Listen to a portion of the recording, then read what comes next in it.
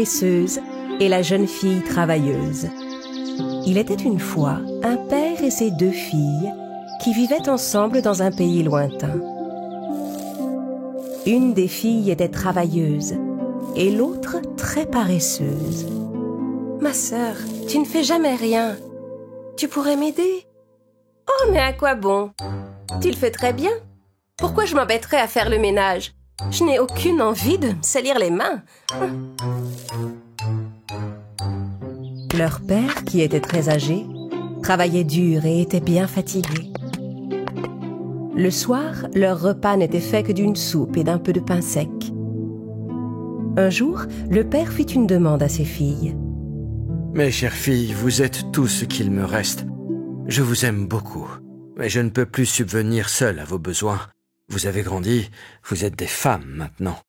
Vous êtes en âge de gagner votre vie et de vous prendre en main en adulte. Je veux que vous envisagiez toutes les 2 de trouver du travail. » « Tu as raison, papa. Dès demain matin, je partirai pour chercher du travail. »« Et toi, qu'en dis-tu, ma fille? » ?»« Si ma sœur travaille, eh bien, ce sera suffisant pour t'aider. Et moi, je n'aurai qu'à m'occuper de la maison. » Le vieil homme fut rassuré de voir ses filles si motivées. Le lendemain, alors que la jeune fille travailleuse quittait la maison pour chercher du travail, son père s'avança vers elle. « Ma chère fille, j'ai un conseil à te donner. Ne refuse jamais d'aider quelqu'un qui te le demande. Sois travailleuse, serviable, aime ton travail. Fais les choses qu'on te demande de faire avec soin et bonne volonté. » « Merci pour tout, papa. Je serai consciencieuse et je suivrai tes conseils. » La jeune fille travailleuse se mit en route, tandis que la jeune fille paresseuse, qui prétendait s'occuper de la maison, ne faisait rien du tout. La maison était de plus en plus en désordre et plus sale de jour en jour. La jeune fille travailleuse marcha pendant des jours, sans trouver personne pour l'embaucher. En chemin, la jeune fille travailleuse rencontra un arbre dont les racines et les branches étaient toutes sèches. « Bonjour, jeune fille, accepterais-tu de nettoyer un peu mes branches et de donner de l'eau à mes racines? » La jeune fille travailleuse nettoya toutes les vieilles branches de l'arbre, sans se soucier de ses mains écorchées. Puis elle arrosa ses racines avec l'eau de sa gourde. « Oh, merci beaucoup, jeune demoiselle. Mais maintenant, c'est toi qui n'as plus rien à boire dans ta gourde. »« Ça ne fait rien. Tu avais besoin de mon aide, alors je t'ai aidé. Je trouverai sûrement de l'eau quelque part en chemin. » La jeune fille travailleuse se remit en chemin. Un peu plus loin, elle passa devant un four en pierre dont plusieurs parties étaient cassées. « Bonjour, jeune fille. Tu pourrais me réparer pour que j'aie meilleure allure ?» La jeune fille travailleuse ramassa de la boue par terre et reboucha toutes les fissures du four. « Merci beaucoup, jeune fille. Mais regarde, tu es toute sale à cause de moi. »« Oh non, ça ne fait rien. Ne t'en fais pas. Tu avais besoin d'aide? Alors je t'ai aidé. » La jeune fille travailleuse s'éloigna du four bien réparé et continua sa route. Au bout d'un moment, elle rencontra un petit agneau. Le petit agneau était noir comme du charbon, de la tête aux pieds. « Bonjour, jeune fille, regarde-moi. Je suis tombée dans un tas de charbon tout noir. Tu voudrais bien me laver dans l'eau du lac ?» La jeune fille travailleuse lava l'agneau avec l'eau du lac. L'agneau retrouva toute sa blancheur d'origine. « Merci beaucoup. Mais à cause de moi, tu es toute mouillée maintenant. » Tu avais besoin d'aide, alors je t'ai aidée. J'étais toute sale moi aussi. Ça m'a permis de me laver. La jeune fille travailleuse se remit en route. À la nuit tombée, elle arriva devant une somptueuse maison où vivaient 7 fées. La jeune fille travailleuse entra timidement.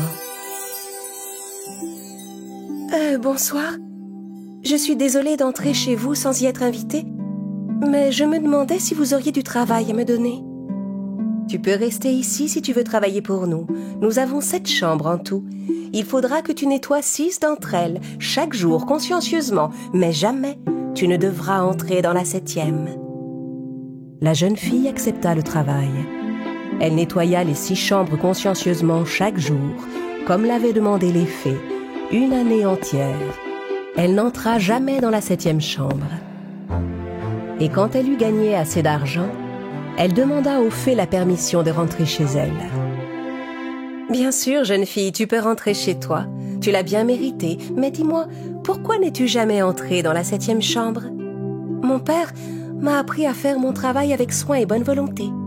Mon travail chez vous consistait à nettoyer 6 chambres sans entrer dans la 7e, c'est ce que j'ai fait. C'est ce que vous m'aviez demandé. On aimerait te remercier non seulement pour ton travail, mais aussi pour ton dévouement et ton honnêteté. Suis-nous. » Les fées invitèrent la jeune fille à entrer dans la 7e chambre. En ouvrant la porte, la jeune fille découvrit des tas de pièces d'or et d'argent. Tu peux te rouler au milieu des pièces d'or et d'argent, et toutes celles qui se colleront à toi t'appartiendront. La jeune fille travailleuse se roula en tous sens au milieu des pièces. En se relevant, elle brillait comme une étoile avec toutes les pièces collées sur elle. La jeune fille travailleuse dit au revoir aux fées et rentra chez elle. En chemin, elle rencontra l'agneau qu'elle avait lavé. Il était couvert de perles. « Je n'ai pas oublié l'aide que tu m'as apportée, jeune fille. Serre-toi, prends autant de perles que tu veux. » La jeune fille travailleuse remercia l'agneau, passa des perles autour de son cou et de ses poignets, puis se remit en route. Elle passa devant le four en pierre qu'elle avait réparé. « Je n'ai pas oublié l'aide que tu m'as apportée, jeune fille. Serre-toi, prends tout le pain chaud, tous les gâteaux que tu veux. » La jeune fille travailleuse mangea un morceau de pain cuit dans le four et en emporta avec elle pour rentrer à la maison. Un peu plus loin, elle vit l'arbre qu'elle avait arrosé. Il était couvert de fruits. « Approche, jeune fille. Je n'ai pas oublié l'aide que tu m'as apportée. Serre-toi, bois, prends tout le jus de fruits que tu veux. » La jeune fille travailleuse le remercia et but une gorgée de jus avant de repartir. « Merci beaucoup. Quelle aventure fructueuse !»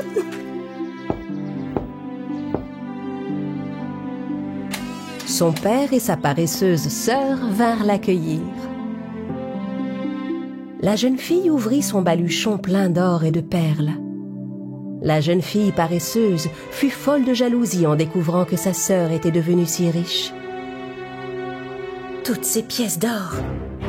Je dois aller travailler pour une famille riche, moi aussi. Si ma sœur a reçu des perles, moi j'aurai des émeraudes. » La jeune fille paresseuse dit à son père qu'elle quittait la maison pour chercher du travail. « Très bien, ma fille, mais même à la maison, tu n'as jamais réussi à travailler. Tu es sûre que tu y arriveras ailleurs ?» La jeune fille paresseuse s'en alla sans répondre à son père. Elle marcha nuit et jour. En chemin, elle rencontra un arbre dont les branches étaient sèches. L'arbre demanda de l'aide à la jeune fille. « Bonjour, jeune fille. Accepterais-tu de nettoyer un peu ?» Je ne peux rien faire pour toi, il fait trop chaud. Et je ne veux pas me décoiffer. Au revoir. La jeune fille paresseuse s'éloigna. Elle arriva devant un four en pierre plein de fissures. Le pauvre four craquelé lui demanda de l'aide.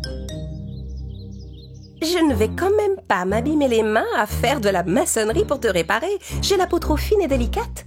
Débrouille-toi, au revoir. » La jeune fille paresseuse n'aida pas non plus le four. Elle rencontra ensuite un petit agneau noir comme du charbon, qui lui demanda si elle pouvait le laver. « Tu es dégoûtant. Écarte-toi de mon chemin. » La jeune fille paresseuse s'enfuit en courant. « Quel agneau paresseux! Il n'a qu'à se laver tout seul. » La jeune fille arriva enfin devant une belle demeure. La jeune fille paresseuse entra et demanda du travail aux 7 fées qui vivaient dans la maison. Les fées lui proposèrent de rester 1 an et de faire le ménage de 6 chambres seulement. « N'oublie surtout pas, jeune fille, tu ne devras jamais entrer dans la 7e chambre. » La jeune fille paresseuse nettoya chaque jour les 6 chambres à contre-cœur pendant plusieurs mois. Jusqu'au jour où, ne pouvant contenir sa curiosité, elle entra dans la 7e chambre. Mais au lieu des pièces d'or et d'argent, elle y trouva des guêpes et des chauves-souris. Les guêpes piquèrent tant la jeune fille paresseuse qu'elle avait des marques partout. Elle avait très mal. La jeune fille s'enfuit en courant pour rentrer chez elle. En chemin, elle croisa l'agneau qu'elle avait refusé de laver. Il était couvert de perles. La jeune fille essaya de l'attraper pour lui prendre des perles, mais l'agneau s'enfuit en courant. La jeune fille reprit sa route, épuisée. Elle arriva devant le four en pierre qu'elle avait refusé de réparer. De beaux pains tout chauds étaient posés devant. Quand la jeune fille essaya d'en prendre, le four chauffa et la jeune fille paresseuse se brûla les mains. En s'enfuyant, la jeune fille passa devant l'arbre qu'elle avait refusé d'arroser. Les branches de l'arbre étaient couvertes de fruits. Quand la jeune fille paresseuse essaya d'en cueillir, l'arbre se pencha en arrière. La jeune fille alla de l'autre côté, mais l'arbre se pencha dans l'autre sens.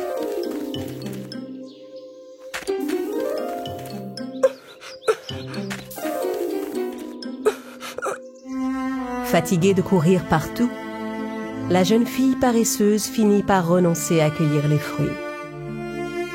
Elle marcha 2 jours de suite sans s'arrêter et arriva enfin chez elle. En la voyant arriver, les vêtements sales et couvertes de plaies, son père et sa sœur furent stupéfaits. Pleine de remords, la jeune fille leur raconta ses mésaventures. « Je ne peux pas croire que ça fasse aussi mal. J'aurais dû les écouter. Me voilà bien punie. Ma très chère sœur, tu comprends maintenant combien il est important de ne pas ménager sa peine. Rappelle-toi, ma fille, si tu travailles dur, avec honnêteté et bonne volonté, tu seras tôt ou tard récompensée, mon enfant. » À partir de ce jour, la jeune fille ne fut plus jamais paresseuse. Les 2 sœurs travaillèrent dur toutes les 2 et en furent bien récompensées. Et toute la famille vécut ensemble une vie paisible et heureuse dans leur charmante maison.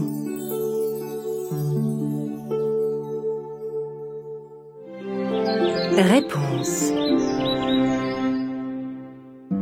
Il était une fois, dans un pays lointain, une sorcière bien triste. La raison de son chagrin était qu'elle ne pouvait pas avoir d'enfant. Elle se disait que si elle avait une fille, elle pourrait lui confier ses plus grands secrets et lui transmettre ses pouvoirs. Un jour, elle prit une décision. Elle enlèverait la première petite fille qui naîtrait dans les environs et l'élèverait comme son propre enfant éloigné du monde. « Le pouvoir de ma magie régnera à jamais sur le monde !» Non loin de la maison de la sorcière, vivait un couple de jeunes fermiers. Un jour, la jeune femme vint annoncer à son mari une grande nouvelle. Elle s'avança vers lui et lui dit « Nous allons bientôt avoir un enfant. » Malheureusement, leur joie fut de courte durée, car la jeune femme tomba gravement malade. À mesure que les jours passaient, elle perdait de plus en plus de poids. Si elle ne guérissait pas très vite, elle risquait de perdre le bébé. Son mari essaya tous les remèdes, toutes les herbes médicinales qu'il trouva, mais rien n'y faisait. Le dernier médecin qu'ils consultèrent dit au mari qu'il n'y avait qu'un seul moyen que sa femme guérisse. « Écoutez, il y a une sorcière qui vit près d'ici. Elle a une herbe qui peut guérir votre femme. C'est la seule personne qui puisse vous aider. » Le brave homme rassembla tout son courage et alla se présenter chez la vilaine sorcière. Il frappa à sa porte. « Vous osez venir chez moi et frapper à ma porte ? Vous devez avoir un problème important. » Ma femme est malade et elle va très mal. J'ai entendu dire que vous aviez en votre possession les meilleurs remèdes pour les cas comme le nôtre. Ah oui ? Et pourquoi accepterais-je de vous aider ? Je vous en supplie, ne me renvoyez pas. Ma femme est enceinte. Si elle ne guérit pas très vite, je perdrai ma femme et mon enfant. En entendant ces paroles, la sorcière changea d'avis et décida de leur venir en aide. Très bien, dans ce cas, j'accepte de vous aider. La sorcière lui donna une herbe pour sa femme. Donnez un morceau de ces feuilles de réponse à votre femme tous les jours. Elle guérira rapidement. Heureux et soulagé, le jeune homme courut chez lui. Sa femme mangea un morceau de la plante chaque jour et commença petit à petit à reprendre du poids. Mais au bout de quelques jours, il ne restait plus rien de la plante que la sorcière avait donnée. La jeune femme retomba malade. Cette fois, son état s'aggrava encore plus vite. Son mari n'avait pas le choix. Il fallait qu'il retourne frapper à la porte de la sorcière. La vilaine femme savait que le pauvre homme reviendrait. Elle avait préparé une poignée de graines pour lui. « Voici des graines de la plante qui soigne votre femme. Tenez, emportez-les chez vous et plantez-les dans votre jardin. Vous aurez assez de feuilles pour sauver votre femme et votre enfant. Mais attention, je vous les laisse à une condition.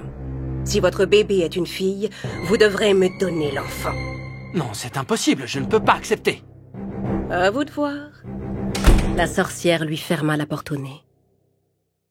L'homme rentra tristement chez lui. Il n'osa rien raconter à sa femme. Plus les jours passaient, plus l'état de la jeune femme s'aggravait. Sachant sa femme et son bébé en danger, le pauvre homme n'arrivait plus à dormir. S'il refusait la proposition de la sorcière, il était sûr de perdre la mère et l'enfant. S'il acceptait le marché et que l'enfant était un garçon, il pouvait sauver et sa femme et son fils. Alors il prit sa décision et retourna chez la sorcière pour accepter son offre. Puis il rentra chez lui avec le précieux sachet de graines. L'homme planta les graines que la sorcière lui avait données dans son jardin. En quelques jours, il vit s'épanouir de superbes réponses. Le brave homme donna à sa femme les feuilles pour la soigner. Plus les jours passaient, plus la jeune femme reprenait des forces. Quand elle fut totalement guérie, elle donna naissance à un magnifique bébé. Mais le jeune papa commença à trembler. Quelle jolie petite fille! Le même jour, on fêtait un heureux événement au palais du roi. La reine venait de mettre au monde un charmant petit garçon. Le roi était fou de joie. Il avait maintenant un héritier à qui il pourrait un jour confier le royaume. Le roi et la reine étaient très bons et très aimés de leur peuple. Personne ne pouvait alors se douter qu'un jour, les chemins de ces deux enfants seraient amenés à se croiser. La joie du brave paysan et de son épouse fut de courte durée. Le jour de la naissance de leur fille, la sorcière vint frapper à leur porte pour leur réclamer l'enfant. Le couple dut remettre la fillette et lui faire ses adieux. « Mon bébé !»« Elle est à moi maintenant, mais ne vous inquiétez pas, je prendrai bien soin d'elle. Et j'ai décidé de la prénommer Réponse. » La sorcière emmena aussitôt le bébé dans une haute tour qui était cachée au cœur de la forêt. Elle monta tout en haut de la tour avec la petite fille. Arrivée dans la chambre qui était tout en haut, la sorcière installa l'enfant dans son berceau. « Ma petite Réponse, comme tu es jolie, mon bébé. » Jour après jour, année après année, Réponse grandit dans cette tour, élevée par la sorcière qu'elle prenait pour sa mère. Pendant la journée, elle descendait jouer dehors, et le soir, elle remontait dans sa petite chambre tout en haut de la tour. La sorcière n'avait jamais coupé les cheveux dorés de Réponse. Chaque jour, elle brossait sa longue chevelure. La fillette appréciait beaucoup ces moments. Les années continuèrent à passer et Réponse devint une ravissante jeune fille. Un jour, la sorcière s'approcha de la tour et appela Réponse. « Réponse! Réponse, mon enfant! Descends-moi tes cheveux !» Réponse déroula sa longue chevelure. Ses cheveux descendaient jusqu'au sol. « Oh, bien, c'est parfait. » La sorcière emprunta l'escalier pour rejoindre Réponse. Arrivée en haut des marches, elle prononça une formule magique. Soudain, l'escalier commença à s'écrouler. Aucun sort au monde, aucune formule magique ne pourra jamais reconstruire cet escalier.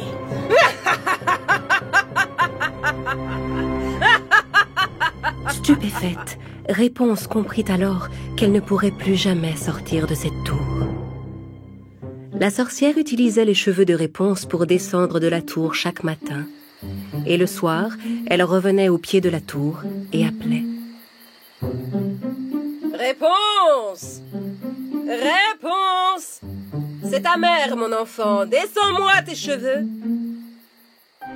Quand elle entendait la voix de sa mère, Réponse laissait descendre ses longs cheveux dorés. Et la sorcière s'agrippait pour remonter jusqu'à elle. Mère, pourquoi ne me laissez-vous plus jamais sortir de la tour? Pourquoi me gardez-vous enfermée ici? Ma chérie, je t'aime tellement. C'est pour ton bien, crois-moi. Je ne cherche qu'à te protéger de la méchanceté du monde. Réponse passait toutes ses journées à sa fenêtre, à chanter et à parler aux oiseaux qui lui rendaient visite. Pendant ce temps, dans le palais du roi, le prince qui était né le même jour que Réponse avait grandi et était devenu un beau jeune homme. Le roi, qui était vieux et malade, souhaitait que son fils lui succède sur le trône, épouse une princesse et lui fasse des petits-enfants. De nombreuses princesses se présentèrent au château, mais le prince ne trouvait dans aucune d'elles la bien-aimée qu'il attendait. Un jour, le prince décida d'entreprendre un voyage dans l'espoir de trouver le véritable amour. Quand il arriva à l'orée du bois où se trouvait la tour de Réponse, il dit à ses gardes « Je ne suis encore jamais entré dans cette forêt. Nous allons la traverser. Nous trouverons peut-être un raccourci. » « Mon prince, c'est une forêt magique. On dit que ceux qui y pénètrent n'en ressortent jamais. » Vous l'avez dit vous-même. Ce ne sont que de simples on-dit. Entrons, nous verrons bien. Le prince et ses gardes pénétrèrent dans la forêt. Le prince chevauchait avec assurance, mais ses gardes semblaient plus craintifs. Au bout d'un moment, ils arrivèrent devant la tour où vivait Réponse. Là, ils entendirent la voix de la jeune fille qui chantait. La la la la la, la la la la la la, la la la la la la la la la la la la. Oh, quelle voix ravissante, qui est-ce? Le prince s'approcha de la tour et aperçut Réponse qui chantait à sa fenêtre. Il resta un moment à la contempler avec admiration. À cet instant, la sorcière arriva de l'autre côté et appela Réponse. « Réponse! Réponse, mon enfant! Descends-moi tes cheveux !» En entendant l'appel de sa mère, Réponse déroula sa longue chevelure jusqu'au sol. Et la sorcière s'agrippa pour monter jusqu'à elle. Alors elle s'appelle Réponse. Le prince décida de rester seul près de la tour pendant quelque temps, afin d'observer Réponse. La sorcière descendait le long des cheveux de Réponse chaque matin et remontait le soir de la même façon. « Réponse! Réponse! Descends-moi tes cheveux !» Un jour, le prince rassembla son courage et, profitant de l'absence de la sorcière, il s'approcha de la tour et appela. Réponse! Réponse! C'était la première fois que Réponse entendait une autre voix que celle de sa mère. Elle hésita d'abord un instant, mais curieuse de voir de qui il s'agissait, elle se pencha à sa fenêtre. Elle découvrit le jeune homme qui la regardait d'en bas. « Qui êtes-vous? Comment connaissez-vous mon nom ?»« Je suis le prince de ce royaume. J'ai entendu votre belle voix et j'ai eu envie de vous rencontrer. »« Je n'ai pas le droit de parler aux étrangers. Allez-vous-en !»« Je ne vous ferai aucun mal, je vous en donne ma parole. Descendez, j'aimerais vous parler. »« Je ne peux pas descendre, il n'y a pas d'escalier. » À cet instant, Réponse aperçut sa mère qui revenait. « Dépêchez-vous, allez-vous-en! Ma mère ne doit surtout pas vous voir !» Le prince alla vite se cacher dans les buissons. Arrivé au pied de la tour, la sorcière appela. Alors Réponse déroula ses cheveux et la sorcière monta. Le prince repassa voir Réponse tous les jours et devint peu à peu ami avec elle. Certaine qu'il ne lui ferait aucun mal, elle lui descendit ses cheveux pour le laisser monter. Le prince s'agrippa à sa chevelure dorée et commença à grimper. Réponse était tout émue de voir une personne qu'elle venait à peine de rencontrer se tenir juste devant elle. « Mais pourquoi ta mère t'enferme-t-elle dans cette tour ?»« Mère me dit que c'est pour me protéger de la méchanceté du monde. Elle ne veut que mon bien. » Mais enfin, c'est ridicule. Comment peut-on enfermer son enfant dans cet endroit? Bien sûr, c'est vrai que le monde peut parfois se montrer cruel et dangereux, mais il est aussi rempli de beauté. Réponse était curieuse de voir si ce que disait le prince était vrai. Elle n'avait qu'un seul désir, c'était de sortir et de découvrir le monde. Alors les deux jeunes gens décidèrent de s'enfuir ensemble. Ce soir-là, quand la sorcière revint à la tour, elle vit que Réponse avait laissé ses cheveux déroulés jusqu'au sol. Réponse m'a sûrement vu arriver de loin, et elle a descendu ses cheveux. Quand elle arriva en haut de la tour, elle découvrit la chevelure de Réponse solidement attachée à un anneau de métal. Mais aucune trace de la jeune fille. Furieuse, elle comprit que sa fille s'était enfuie. Réponse avait coupé elle-même ses cheveux, les avait attachés à l'anneau et s'en était servie pour s'enfuir de la tour avec le prince. Réponse! Ah! Petite ingrate, comment as-tu osé me trahir? Pendant ce temps, le prince et Réponse sortirent de la forêt. Cette rumeur de forêt magique avait été répandue par la sorcière elle-même, afin que personne ne vienne s'approcher de la tour de Réponse. La jeune fille et le prince arrivèrent enfin au château. Le prince fit entrer Réponse pour la présenter à ses parents. Quelle ne fut pas sa surprise de découvrir le roi qui se tenait debout devant lui en parfaite santé. « Oh! Père, on dirait que vous êtes guéri. Comment est-ce possible ?»« Grâce à une merveilleuse plante médicinale, mon fils. Comment s'appelle-t-elle déjà ? Ah, je sais. Réponse. » « Réponse ?» Le prince raconta à ses parents tout ce qui s'était passé. Alors le roi leur expliqua qu'un vieux couple de paysans lui avait donné l'herbe pour le soigner. Et il leur parla de la vilaine sorcière et du chagrin qu'elle avait causé à ces pauvres gens en leur enlevant leur enfant le jour de sa naissance. Le prince et Réponse se rendirent ensemble dans la maison des vieux fermiers. Dès qu'elle aperçut la jeune fille aux cheveux dorés, la femme comprit qu'il s'agissait de sa petite Réponse qu'on lui avait arrachée. « Ma fille! Oh, ma fille! C'est toi enfin, je t'ai retrouvée! »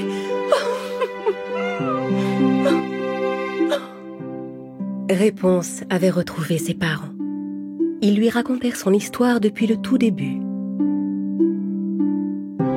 Peu après, Réponse et le prince se marièrent et vécurent heureux pour toujours. Quant à la sorcière qui avait enlevé l'enfant, le roi la fit arrêter, emprisonner en haut de la tour, et plaça des gardes en permanence pour qu'elle ne puisse pas s'enfuir. le jour où elle mourut, tous ses maléfices et ses plus noirs secrets disparurent avec elle.